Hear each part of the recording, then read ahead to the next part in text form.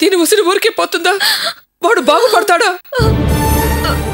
ఎంత బాగా నటించాడు, మనల్ని నవ్వులు పాలు చేశాడు. కన్న కూతురు కళ్ళెత్తి ఏడుస్తుంటే కడుపు తరుక్కుపోతోందండి. దీన్ని ఏడిపించిన వాళ్ళు ఎప్పటికీ సుఖపడరు, బాగుపడరు. కావ్య, అంతకంటే మంచి సంబంధమే నిన్ను వెతుక్కుంటూ వస్తుంది. నువ్వేం బాధపడకు. వద్దన్నయ్యా, వద్దు. నాకు ఏ సంబంధం వద్దు. నేను అసలు పెళ్లి చేసుకునే ఆలోచనలోనే లేను. ఆ శ్యామ్ గడు పిచ్చి మాటలు మాట్లాడి పిచ్చి చేష్టలు చేసి ఇబ్బంది పెట్టాడు. ఈ దిలీప్ అవమానించి మనసుకు కష్టం కలిగించాడు. ఎవరైనా ఇంతే అన్నయ్య. నువ్వు మీ మేనేజర్ గురించి చెప్పినప్పుడు మంచివాడనే అభిప్రాయం ఏర్పడింది. పరిచయం అయ్యాక జెంటిల్మెన్ అని భావించి ఫ్రెండ్లీగా మూవ్ అయ్యాను. ఆ ఫ్రెండ్షిప్ ని నేను లవ్ అని తప్పుగా అర్థం చేసుకుని ఉండొచ్చు. అందువల్ల నేను మాత్రమే తప్పని తెలుసుకుని అవమానపడ్డం వేరు.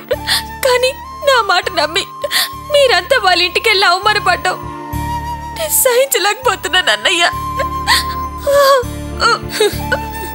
భగవంతుడా, ఎందుకయ్యా నా పిల్లలకి ఎవరికి పెట్టని పరీక్షలు పెడుతున్నావు? ఏం పాపం చేశావనయ్యా? ఆడపిల్ల పెళ్లి మాట ఎత్తితే చాలు కుజతోషాలంటూ కుటుంబాన్ని సమస్యలతో అతలాకుతలం చేస్తారు. అర్చన పెళ్లి ఎలాగో నేను అనుకున్నట్టు జరగలేదు. దాని జీవితం నట్టేట ముంచావు. ఇప్పుడు దేనికైనా నా కోరిక ప్రకారం సంబంధం కుదిరింది అనుకుంటే ఆనందపడ్డంత సమయం పట్టలేదు. దీని ఏడుపు తగిలి నాశనం అయిపోతారు, సర్వనాశనం అయిపోతారు. చాలే, ఆపవే. ఎవరైనా నచ్చితే అమాంతంగా నెత్తికెక్కించుకుంటావు. తేడా అనిపిస్తే ఆ మరుక్షణమే నానా మాటలు అంటావు. అసలు ఇప్పుడు ఇలా జరగడానికి ఒక రకంగా కారణం నువ్వు కదూ. నేనా? అవును, నువ్వే కారణం. నీ ఆలోచనే కారణం. ఆ కుర్రోడు గురించి వాళ్ళ గురించి ముందు వెనక ఏమీ తెలియదు. కేవలం మన విరోధికి ఆఫీసర్గా మాత్రమే తెలుసు. అలాంటి కుర్రోడు మన ఇంటికి రాగానే ఏదో కాఫీ టిఫిన్ ఇచ్చి పంపించేయాలి గాని ఇంటల్లుని చూసినట్టు చూడటం. పైగా దీని ముందే ఏమండి ఇలాంటి కుర్రోడు మన కావ్యకు భర్తగా వస్తే చాలా బాగుంటుంది కదూ అని దాని మనసులో లేనిపోని ఆశలు కల్పించింది నువ్వు కదూ.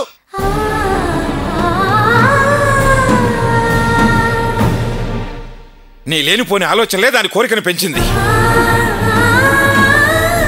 కుర్రోడు బాగా చదువుకున్నాడు, మంచి ఉద్యోగం, బాగా సంపాదిస్తున్నాడనే కదా నువ్వు ఆశపడి దానిలోనూ ఆశలు రేపింది. ఇదంతా నీ తప్ప, ఆ కుర్రోడు తప్ప, లేక కావ్య తప్ప? చెప్పు. అసలు అతను మన అమ్మాయిని చేసుకుంటానని నీతో చెప్పాడా, నాతో చెప్పాడా, కనీసం కావ్యతో చెప్పాడా? అసలు అతను ఎవరితోనైనా ఎప్పుడైనా అన్నాడా? నాకు తెలియకడుగుతాను, పెళ్ళంటే బొమ్మలాట అనుకున్నావంటే? పెద్దలు ఊరికే ఊసిపోకం లేదే, పెళ్లి చేసి చూడు, ఇల్లు కట్టి చూడు అని. ముందు జాతకాలు చూడాలి, చూసామా? అటు వాళ్ళ వివరాలు వీళ్ళు, వీళ్ళ వివరాలు వాళ్ళు తెలుసుకోవాలి. తెలుసుకున్నావా? వాళ్ళు మనకి, మనం వాళ్ళకి, ఒకరి సాంప్రదాయాలు ఒకరికి నచ్చాలి. అదేమైనా ఆలోచించావా? లేదు.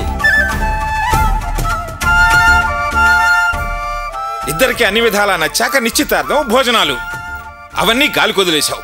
అతన్ని మన అల్లుడు అనుకుని నిశ్చితార్థానికి ఎదురు వెళ్ళడం ఎవరు తప్పే? మనదా వాళ్ళదా? అయినా అన్నిటికీ డూడు బసవన్నలాగా నీ వెనకాల తలాడించుకుంటూ తిరుగుతున్నాను చూడు, అందుకు నన్ను నేను తిట్టుకోవాలే. నాన్న, మీరనే మాటల్ని బట్టి చూస్తుంటే తప్పంతా మన కావ్యదే అన్నట్టు మాట్లాడుతున్నారు. తను చెప్పేది అబద్ధమో నిజమో అనేది కావ్యకు మాత్రమే తెలుస్తుంది. ఓ మగాడి చూపుల్లోని అర్థం అతను చూసే అమ్మాయికి మాత్రమే తెలుస్తుంది. అతని చూపులో ఏముందో అనేది కావ్యకు మాత్రమే తెలుసు. అతను కావ్యని ప్రేమగా చూశాడా లేదా అనేది తెలుసుకోలేనంత తెలివితక్కువదా మన కావ్య? అతను గ్యారంటీగా మనసులో ఏదో పెట్టుకొనే కావ్యని నమ్మించి మోసం చేశాడు. నోరు ముయ్యవే, పెద్ద నామసాన్లాగా మాట్లాడుతున్నావు. దాని మనసులో అదుంది ఇదుంది అని లేనిపోని అటు దానికి ఇటు మాకు చెప్పి ఈ సమస్య కారణం నువ్వు కదూ. ఆ రోజు అంతే, ఆ రాణి మీద చేయి చేసుకుని సంజయ్ అడగడానికి ఇంటికి వచ్చిన అల్లుడు గారిని కాలర్ పట్టుకుని బయట గంటేలా చేశావు. ఇవాళ దాని ఊహలకు లేనిపోని ఆశలు కల్పించి అందరినీ అవమానాల పాలు చేశావు. చదువు సరిగ్గా చదవ గాని సమస్యలను మాత్రం సృష్టిస్తుంటావు. అసలు నిన్ను చంపేయాలి. నాన్న దాని మీదకి ఎందుకు చేయెత్తుతారు? జరిగిన దానికి ఎవరి మీద నిందలేయకండి. అంతా నా తలరాత, నా కర్మ. దానికి వేరేవన్న బాధ్యులు చేయకండి. ఎలా జరగాలని రాసుంటే అలాగే జరుగుతుంది.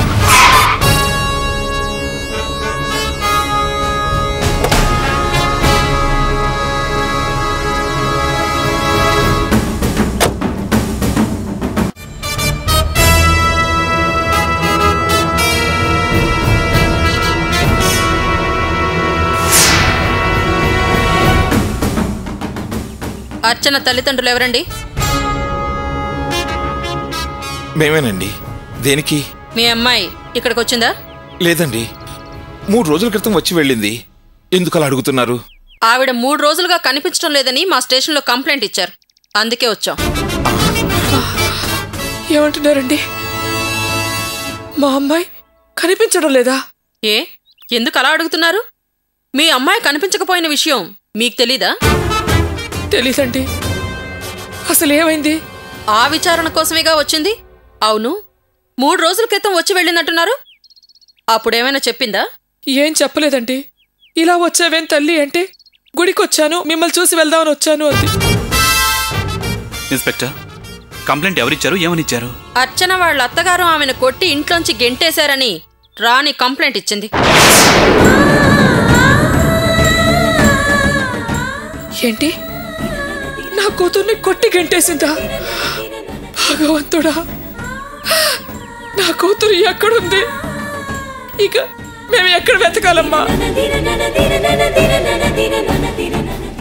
ఇన్స్పెక్టర్ గారు, మీరు చెప్పేది అక్షరాలా నిజం. మీ కూతురు నగలు తాకట్టు పెట్టి వాళ్ళు స్థలం కొన్నారు కదా, ఆ స్థలం విషయంలో వాళ్ళు మోసపోయారు.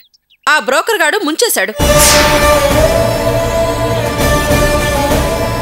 ఆ విషయంలో అత్తాకోడలు మాట అనుకుని గొడవ పడ్డారు. అత్తగారు ఆవేశపడి అర్చనను తన్ని తరివేసింది. అలాంటి పరిస్థితుల్లోనే మీ ఇంటికొచ్చింది. జరిగిందేది మీకు చెప్పలేదా? అదొచ్చే టైంకి మా రెండో అమ్మాయి నిశ్చితార్థం గురించి మాట్లాడుకుంటున్నామండి. శుభకార్యం తలపెడుతున్నాం కదా, ఈ సమయంలో ఎందుకు చెప్పడం అని చెప్పలేదేమో. అది వచ్చి రాగానే అదోలా ఉంటే ఎందుకమ్మా అలా ఉన్నామని కూడా అడిగాను. ఏమీ లేదు, ఎండలో వచ్చాను కదా అని మాట దాటేసింది. ఇప్పుడు మీరు ఎక్కడికి వెళ్ళిందో తెలియదంటుంటే నా గుండె ఆగిపోతుంది. ఇన్స్పెక్టర్, మీకు కంప్లైంట్ రానిచ్చింది కానీ మా బావగారు ఇవ్వలేదా? లేదు. అసలు నా కూతురు కనిపించకుండా పోవడానికి కారణం వాడి అమ్మ. ముందు వాళ్ళని జైల్లో పెట్టండి. ఏ కీలు కా కీలు విరగదీయండి. నేను మీ అల్లుణ్ణి అన్ని విధాలా విచారణ చేశాను. ఈ విషయంలో అతను తప్పేం కనిపించడం లేదు. వాడొట్టి మోసగాడండి. నటన, నాటకాలాడ్డం, అబద్ధాలాడ్డం వాడికి అలవాటే. వాడు మమ్మల్ని పెళ్లికి ముందే మోసం చేశాడు. చేసేది మెకానిక్ పని, చెప్పింది ఇంజనీర్ అని. పచ్చి అబద్ధాల కోరు. మీరు నలుగు తంతే కానీ నిజాలు బయటికి రావండి. అంత మోసం చేసినప్పుడు అప్పుడే మీరు కంప్లైంట్ ఇవ్వాల్సింది. ఎందుకు కామ్గా ఊరుకున్నారు? ఆ సంబంధం కుదుర్చుకున్నాక వాళ్ళ గురించి అక్కడ ఇక్కడ విచారించాం. మమ్మల్ని అనుమానిస్తారని బెదిరించి ఇంకో 10 తులాల బంగారం అదనంగా వసూలు చేశారండి. పెళ్ళైన తర్వాత వాడి అసలు స్వరూపం తెలిసింది. కూతురు జీవితం బాగుండాలని మేమే అన్నిటికీ సర్దుకుని కూతుర్ని కాపురానికి పంపించాం. కానీ వాళ్ళకి బుద్ధి లేదు, మంచితనము లేదు. ఆ కుటుంబం అంతా మోసగాళ్ళ సంత. ఇప్పుడు మొత్తం నగలకే ఎసరు పెట్టి ఆ స్థలం విషయంలో మోసపోయామో అని చెప్తున్నారేమో. ఇప్పుడు ఆ స్థలము లేదు, నగలు లేవు.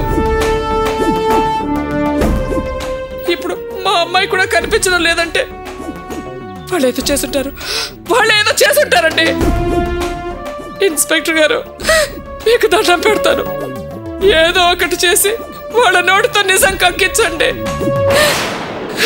వరలక్ష్మి, తొందరపడి నోరు జారకు. ఇంకా తొందరపడుతున్నారంటారేమిటండి?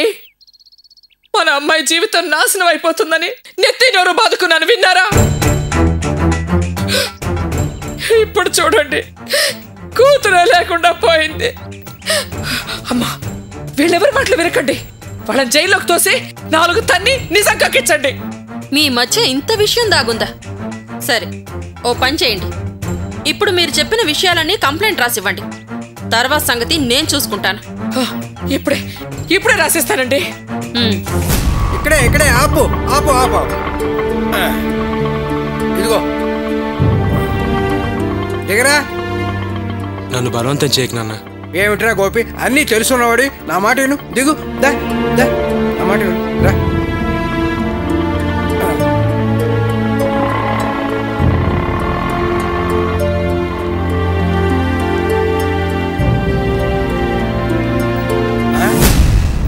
ఒరేయ్, మళ్ళీ ఏమైందిరా?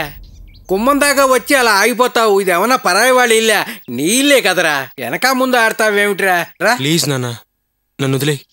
ఏంట్రా గోపి, మరి చిన్న పిల్లవాళ్ళలాగా అన్నమాట అంటావేమిటి? రా రా.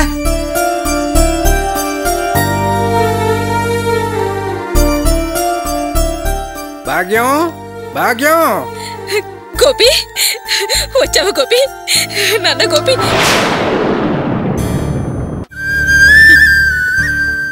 ఏంట్రా గోపి, ఏంటిది?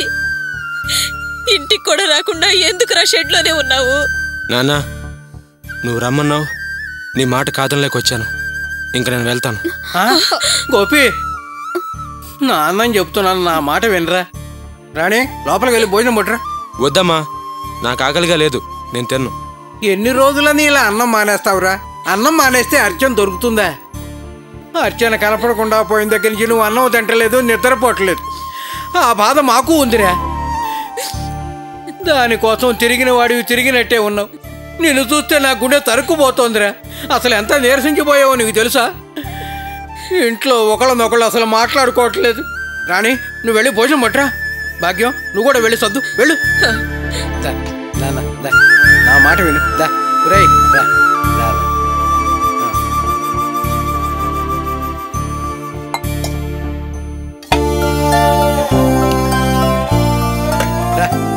కూర్చో కూర్చో నాన్న, కూర్చో. వడ్డించవే.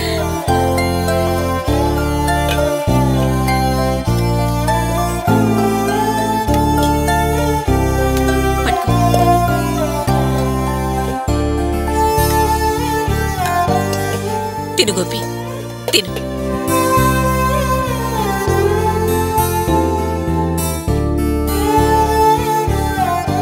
నీ కోపం అంతా నా మీదే కదరా. నేనే తప్పు చేశాను, కానీ ఆ తప్పుకి పూర్తిగా కారణం నేనే కాదురా. లేదు, దీనంతటికీ నేనే కారణం అని నా మీద నువ్వు కోపం పెంచుకుంటే మాత్రం తప్పురా. అత్త కోడళ్ళ మధ్య అందరిళ్లలోనూ గొడవలు సహజంరా. కోడళ్ళు అలిగి పుట్టింటికి వెళ్ళడము మామూలే. అర్చన చాలా తప్పుగా మాట్లాడిందిరా. ఆ క్షణం ఆవేశంలో నేను చేసుకున్న మాట వాస్తవమే, కానీ అర్చనడు పుట్టింటికి వెళ్ళక ఇక్కడికి రాక మరెక్కడికో వెళుతుందని నేను ఊహించలేదురా. గోపి, అన్నం మీద ఒట్టేసి చెప్తున్నానురా, నీ భార్యని ఇంట్లో నుంచి పంపించేయాలని ఆలోచన నాకు ఇసుమంత కూడా లేదురా. నా మాట నమ్మరా. కానీ నువ్విలా నాతో మాట్లాడకుండా నా మీద అలిగి మౌనంగా ఉంటే నేనే కావాలని అర్చనను కొట్టి మెడబట్టి బయటకు గెంటినట్టుందిరా. నాకు మాట దురుస్తాను ఉండొచ్చు, కానీ మనసులో ఏ దురుద్దేశం లేదురా. నేనన్ని పడరాని పాటలు పడి అర్చనను నీకిచ్చి పెళ్లి చేసేలా చూసిందాన్ని. తనని నేనెందుకు కావాలని గెంటేస్తాను చెప్పు?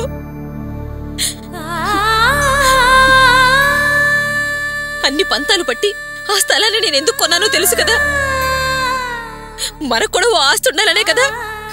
కానీ అది ఇప్పుడు లేకుండా పోయింది. ఆ బాధ నాకు లేదంటావా? అసలు అర్చనకు జరిగిందంతా అన్ని విధాలా అర్థమయ్యేలా చెబుతామనుకున్నాను, కానీ అంతలోనే అర్థం లేని ఆవేశాలు పెరిగాయిరా. అలా చెప్పే అవకాశమే లేకుండా పోయింది. నాకు మన రాణి ఎంతో, అర్చన కూడా అంతేరా. రాణి ఏదైనా తప్పు చేస్తే తననా, దాన్ని అడగనా? అలాగే అన్నాను, కానీ తను నన్ను తప్పుగా అర్థం చేసుకుని కోపంగా వెళ్ళిపోయిందిరా.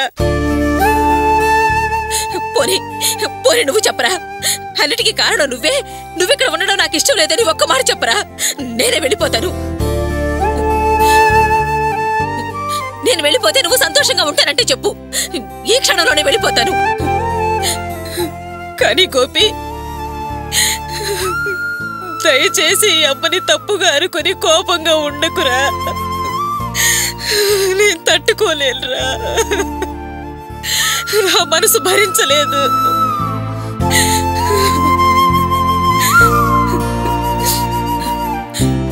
గోపి కానీరా, భోజనం చెయ్యి, తినరా. మీ అమ్మ అంతగా చెబుతోంది, తినరా. అదో పిచ్చిది, కల్లా కపటం లేని మనిషి.